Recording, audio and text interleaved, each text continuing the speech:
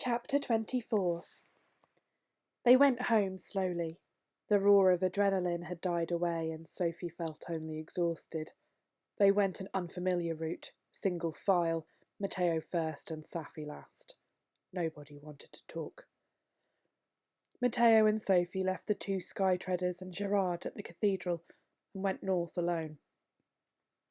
Once they were alone, Sophie said, "Matteo, just out of interest, what do you do about toilets?" "Drain pipes," he said. He did not elaborate. Sophie laughed and looked away. The surrounding buildings were becoming familiar, but "This isn't my street, is it?" Sophie hesitated. "Matteo, where are we?" He looked half asleep. "Near the river." He shook himself. "It's a shortcut, quite close to you now. 10 more minutes?" "But what building are we on?" "The police headquarters, you should know that. You said you've been here twice." "And we're on the roof?" "Yes."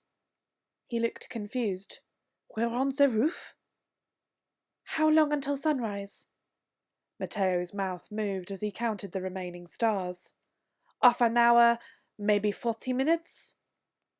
"And the city archives are on the top floor of the police headquarters, aren't they?"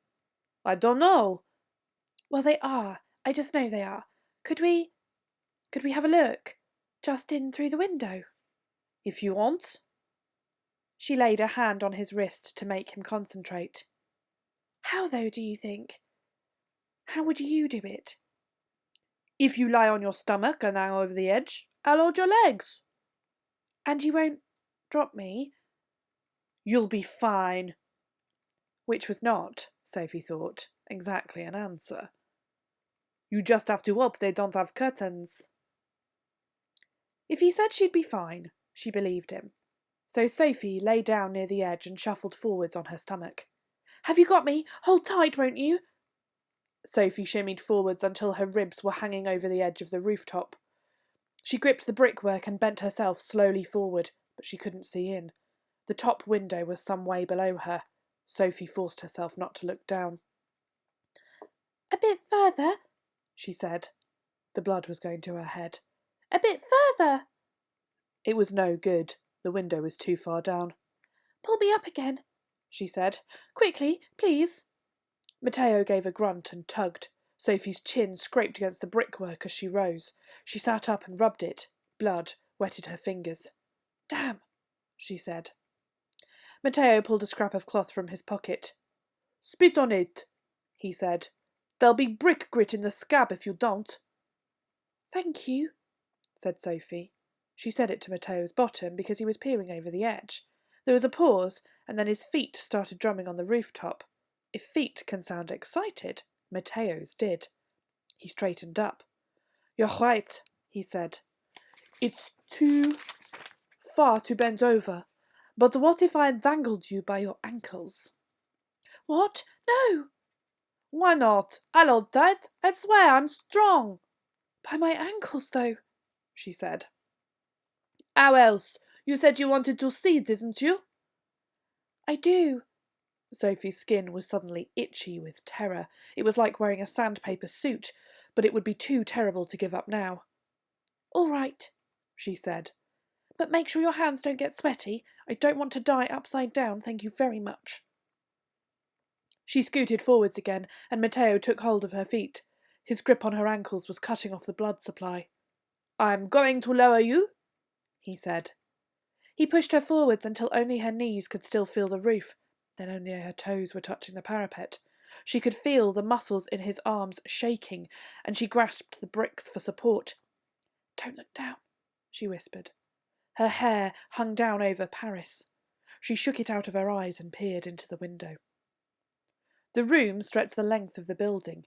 It was lined with filing cabinets. There must have been hundreds, for there wasn't a single gap. In the centre of the room, there was a large table. She blew on the window, upside down, and wiped the window clean with her fingertips. There were no pictures in the room, and no lights. Sophie's vision started to swim with red spots. "I'm going to have to pull you up," called Matteo's voice. Unless you want to take the fast way down. When all the blood in Sophie's body had returned to its proper place, the two went on, quicker now for fear of the rising sun. The filing cabinets had locks on them, she said. Do you think I could hammer them open? No, said Matteo. They all of Paris would hear you. Damn, how else though? She said. Could I crowbar them? But you pick the lock, of course. How? Ouch! Sophie's nose met Matteo's foot. They were crawling over the peaked roof of a butcher shop, and Matteo had stopped to stare at her. You've never picked a lock? He sounded genuinely incredulous. I thought it was... I don't know, like breathing. I thought everybody could. Why would I know how to pick a lock? Really? You really don't know? I can do it with my teeth. For goodness sake, no, I don't. They were in sight of the hotel boss now. Matteo stared at her. She felt herself turning red and brushed her hair over her face to hide it. At last he said, I guess I'll teach you then. It's easy, and it's useful. More useful than the cello. When? Now? No, your hands will be too stiff. You need to sleep first. Tomorrow. He nodded towards the hotel. Can you do the last part on your own? I need to get home. The sun will be up in 10 minutes. I'll see you tomorrow, she said. And, Matteo? She scrubbed at her eyes to give herself time. It was difficult to think of the right words to thank him, but when she opened her eyes, he'd already vanished. When Sophie dropped back into her room, the first strong sunbeams were warming her bed. The palms of her hands were black. There was soot and leaf mould all across the soles of her feet and up over her ankles. The bed looked wonderfully inviting, but before she climbed into it, she fetched the English dictionary from the bookshelf on the landing. She wiped her hands clean on the back of her knees and flicked through the pages. A flock of starlings was called a murmuration.